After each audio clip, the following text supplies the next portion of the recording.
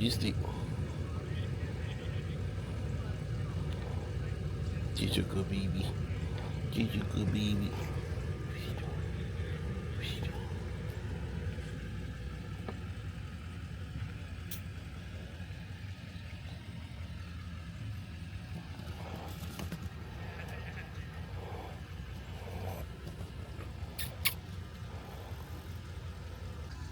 Good morning, good morning.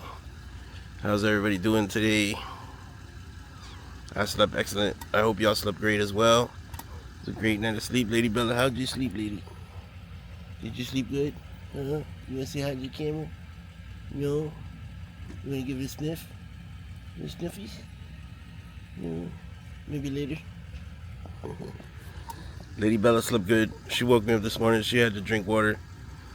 I didn't, well, half the time I don't know what she's waking me up for, but I know it's not intentional. She's not intentionally trying to wake me up, I don't think. But she starts panting real heavy. And it either means she has diarrhea, or she's hot, or she needs water. So this morning, thankfully, it happened to be she just needed water. Because as soon as I got her out of bed, she went right for that water bowl. She tore up that water bowl so bad. So vicious, y'all. You should have seen her. We're at Peace, Love, and Vans. It was a great event. Very nice, chill vibe event. A lot of people here. A lot of folks here. I can't stay another day because I have to go to Calle Ocho today because I need to get some content there. I go to Calle Ocho every year. So I'm going to go to that today. And last night I was supposed to leave at 9 p.m. I was supposed to get out of here. And I was over where the music was, hanging out, chilling. It was like 8 o'clock. I did not want to leave because then I got to go find camping outside somewhere because I needed sleep. I wasn't going to hit the road without. I could have hit the road without sleeping, but I knew I would wind up camping somewhere if I left here. So I didn't want to leave. But it got closer to 9. I said, you know what, let me do the right thing, get out of here. I got in the van, drove out to the gate, and the gate was still locked. Nobody opened it at 9 like they said. It was supposed to be a window where they come and open it. There were a couple other people out there waiting to get out. So one of them drives back in to go get somebody. And I said, you know what? Screw that. I'm going to take this opportunity and drive back in myself and just camp because, I did my part. I got there at the time window. They were just a little bit late.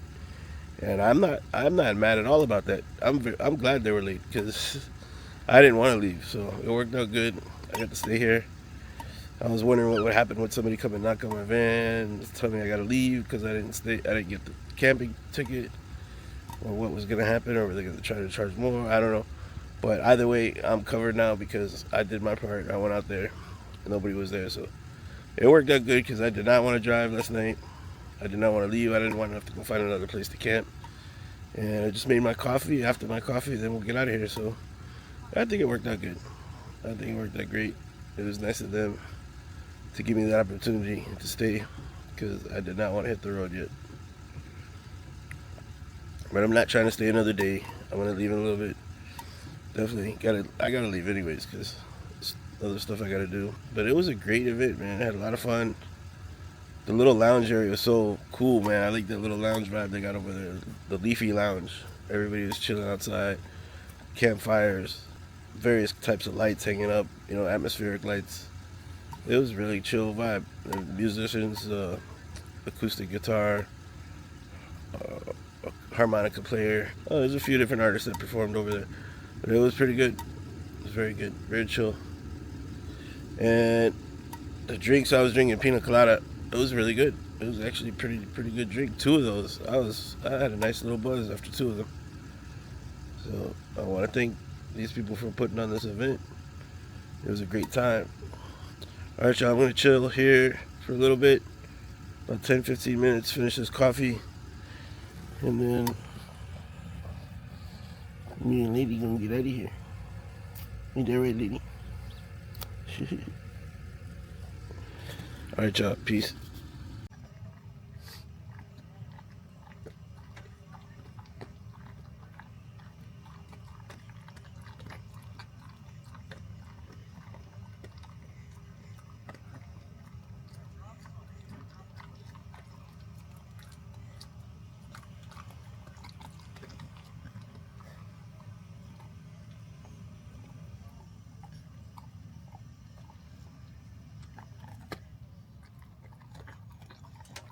Alright, y'all, we're en route, about to take flight.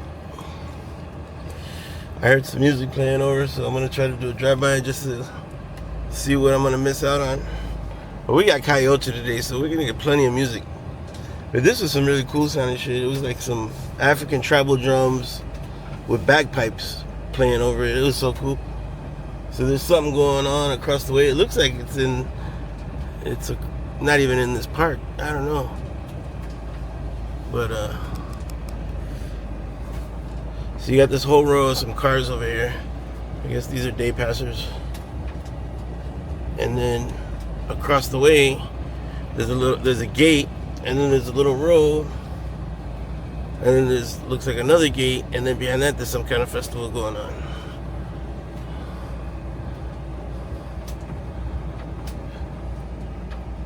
So there's something else going on back there, and I don't know if it's a different area for this event.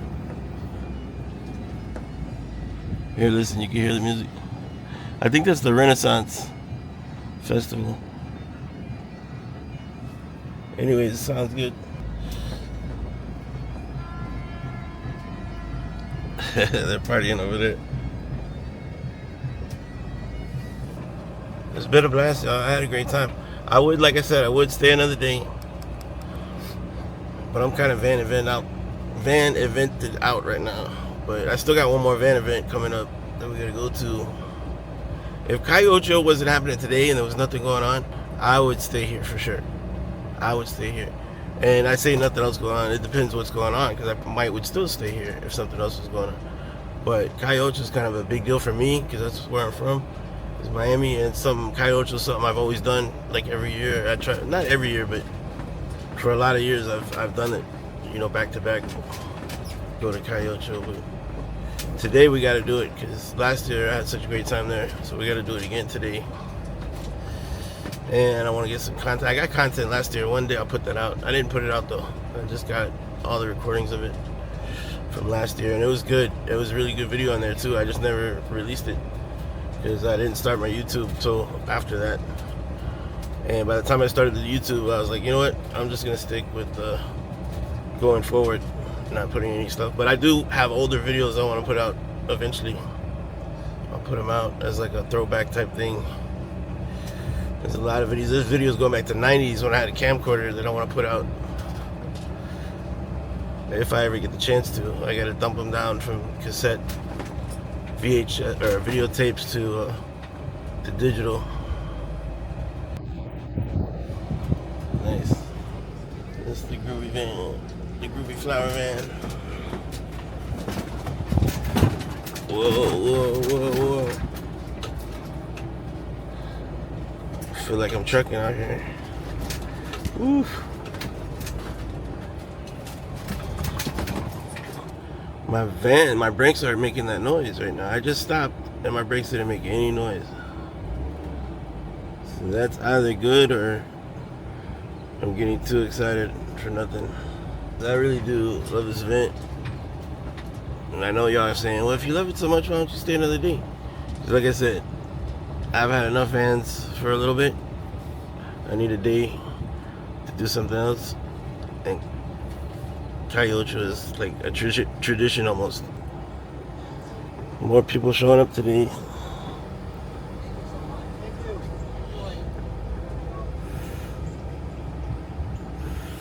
Yeah, like I said, if it wasn't so much more going on, I would stay another day. This event is so inexpensive. It's so inexpensive. $10 for a day pass, and you bring your rig in and park it and get to stay there all day. That's awesome. $10 is an excellent price. I can see why there's so many van lifers here, so many nomads here, because that's such an inexpensive rate. Hey. We're headed out of the area, getting it back to Miami, going to Calle Ocho today. Love me some Calle Ocho. The earliest we're gonna get there is 3, and that's my guesstimate as of right now. Now, mind you, my guesstimates from doing van life aren't good at all. My local life is perfect. I can wake up, guesstimate what all I gotta do, and guesstimate what time I can get there. and I'm on time 99.9% of the time. 99.9% of the time, I'm always on time. For like just my Taco Tuesday gig, I haven't missed hardly any Tuesdays except when I took time off to take a vacation or something. And I've been there every Tuesday. The music's always going by 5. There might have been once where I was like 5 minutes late getting the music started, maybe twice. In 4 years, once or twice where I'm 5 minutes late getting music going. That's happened a couple times, but other than that, perfect. My Miami schedule is always pretty much perfect. Van life, not so much. Van life, I'm fashionably late all the time because it's impossible to guesstimate some of these distances and things I gotta do. I know that I have a gig booked on the 21st. I have to go back to Panama City, but the plan with that is to leave a couple days early, and that way I can make stops along the way and get there in plenty of time. Like I want to get there, preferably I'd like to get there the day before. The day before I got a DJ. Arrive on the 20th and just camp out at a parking spot.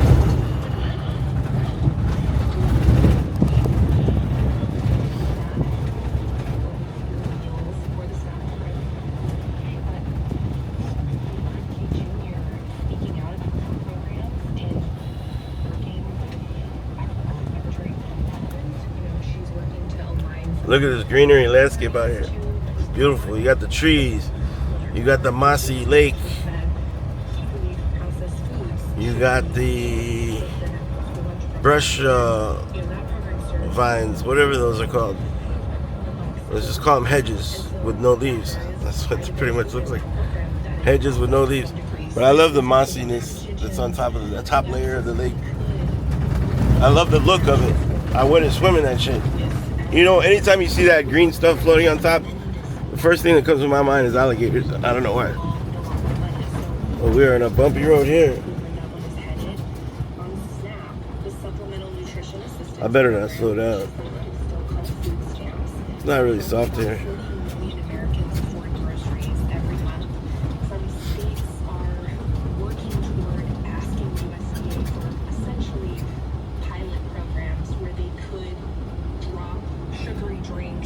Yeah, anytime I see those, either that green moss layer or the, what are those big leaves called? The ones that sit on top of the water. I forgot what they're called. They're like big, giant, almost clover-like looking leaves, but they're big. Lilies or lily pads. I don't know. I don't know what they're called. But those are really cool too. But I would never swim in water like that. Number one, because you can get tangled up and drown in that shit. Number two, there's usually not very nice creatures in there. Usually a lot of snakes hang out near those areas under the water, and also alligators can be down there. So that's one thing. It's one thing I don't like about them. I like the way they look, but I definitely wouldn't step foot in them. Alright, I'm gonna sign off, man. We're about to hit this road. We're almost to the road now, to the real road. We can get off this OG road. OG roads are dirt roads. In case y'all didn't know, these were the original highways back before they had pavement. Before we had pavement roads, this is what everybody was driving on. Dirt roads, and there's still the undeveloped areas and the countries and all the back out of city places. This is what that. Even in some cities, you go to certain parts in the outskirts of some cities, you'll get these roads a lot. The further away you go from the city. I know in the Hialeah area there's some roads like this where there's where all the warehouses, or outside of the warehouses, where more of the U-Picks and the salvage yards and the scrap yards and the metal processing and concrete industry stuff is at. They have roads like this that you take to get to each one of those businesses. So there are places like this in the city that have these dirt roads, but usually these roads are outside of the city and non-developed areas but you still see them everywhere. Even though they could pave this, but it would just cost a lot, and it's not worth it, you know, because not a lot of people access these roads unless, and the people that do access these roads understand that this is how life is in these areas. Dirt road life, baby. It's the dirt road life. If you live on a dirt road, you're living the dirt road life. I see pavement's coming up, and followed by the pavement shortly after, we'll be on the main road. Calle Ocho, baby. We're gonna go see some Latina mamacitas. Tomorrow we go to the mechanic and we get these brakes worked on. Get these brakes done. So we get our brakes done, and then we go to our next gig, Panama City, to DJ next week, or after next week. And then when we get back, we're gonna do the oil cooling housing, the oil cooler housing, and tune up. That fucking squirrel, are you crazy? I almost ran over a squirrel, man. He couldn't make up his mind where he was going.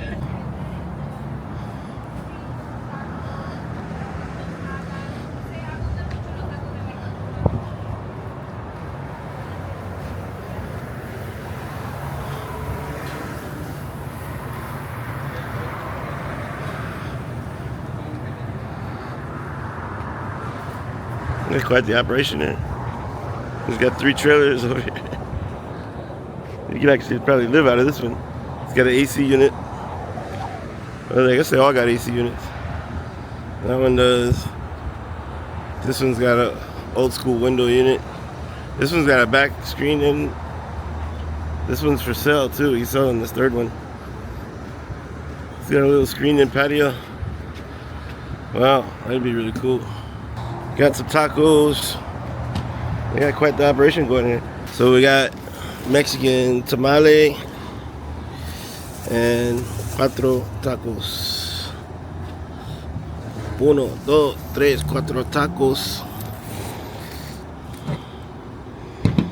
Looks good. All right, let's dig in.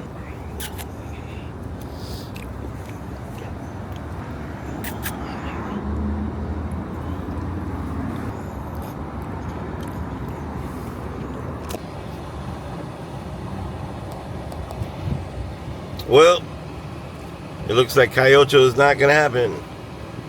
Well, we know we had a brake problem before, a slight brake problem. I need to get that front, especially the front left brake worked on. I think the transmission's going. It definitely slipped or wouldn't go into the next gear.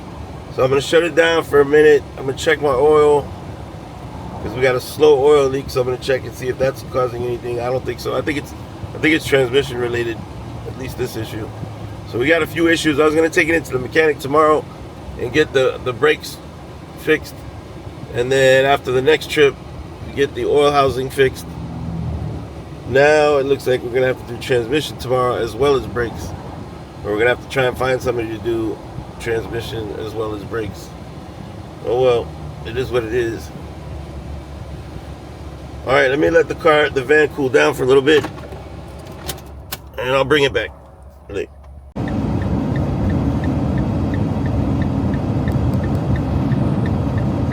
Okay, so I pulled over and shut the van down for about 10 minutes. Checked the oil. Oil levels look fine. If anything, there might be a little too much oil, but that's not causing this, I doubt it. I've had times in the past, once or twice, where I start the van up and then I go to drive away and it's not in gear. And then I shut the van off, turn it back on, and then it works fine.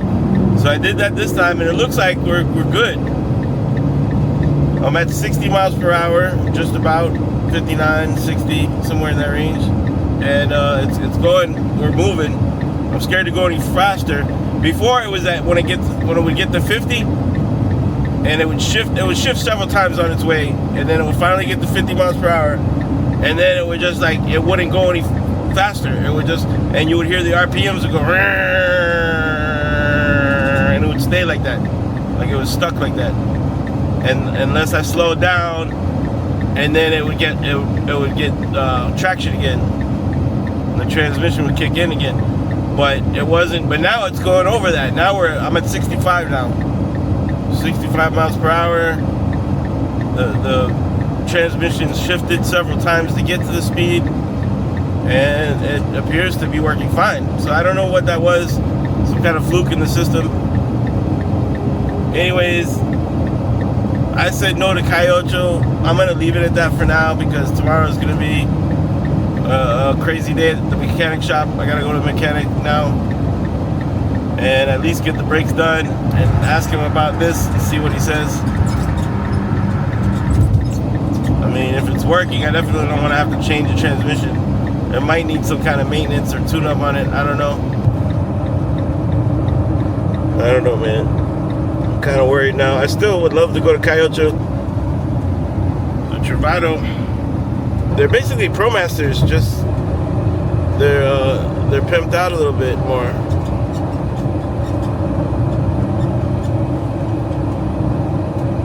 Winnebago, Travado.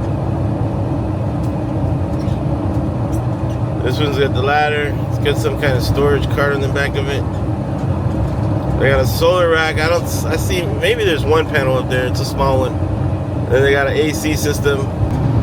Excuse my reflector in the window. My window cover. It's a nice paint job. It's a nice design.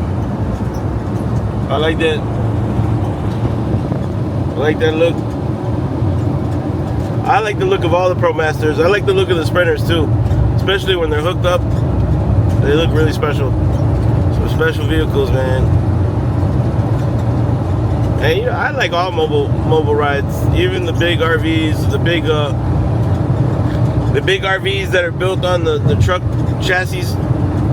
I like those too. I love box trucks. I love them all, man. Box life. I even like these trailers. When you look these trailers up, look at this one right here. That's a big trailer. I mean, you could put a good size, you could put a kitchen in there, full-size bathroom. You can make that into pretty much exactly like a fully accommodated RV on those trailers. And you can get those trailers relatively cheap. So if you got a pickup truck already and you want a little mobile home, little tiny home on wheels, just get yourself one of those trailers. But these highway patrol are not playing today, man. They're ready for you. I've seen several of them. There'll be one on these little bypasses that go from one side to the other. Like every so often you'll see one of them, and every now and then I've seen two of them next to each other, keeping each other company. But they're in full force all up and down I-95 today. Just got a beep. It said low tire pressure on the screen in front of me. And it feels like the right front passenger side is leaning a little bit that way. It's definitely on lean mode in the front right corner, so I wonder if I'm getting a flat or something. We're an hour and 10 minutes away. Alright, let me put this camera down. Try not to drive crazy so we can arrive late but arrive nonetheless. We're gonna arrive late, but we're gonna arrive late nonetheless. We're gonna arrive nonetheless. Let's put it like that.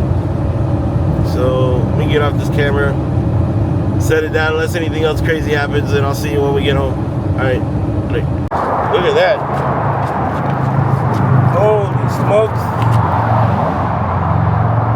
Woof. Woof, that is not good. Yep, so that's what that alert was for. Talking about low pressure. Let's see, we got a tire under here. We definitely got a spare tire down there. So we're good, I just gotta get the jack. We gotta get the jack. Man. That sucker ripped right off there. It's probably a used tire is what it was. This thing looks like my rag. But it didn't come from my car. Looks exactly like the rags I got, but that was on floor outside the van, and I didn't even open up the door, so that was already there. Man, this is bullshit. All right, let me make some phone calls.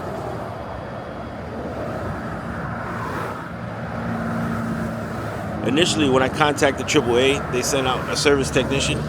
I didn't get any video of it. I didn't have the camera running, so we didn't have any video footage of that. But he tried to help me change the spare. He brought the jack, the lug wrench, everything. Unfortunately, the lug wrench was not able to get the lugs loose.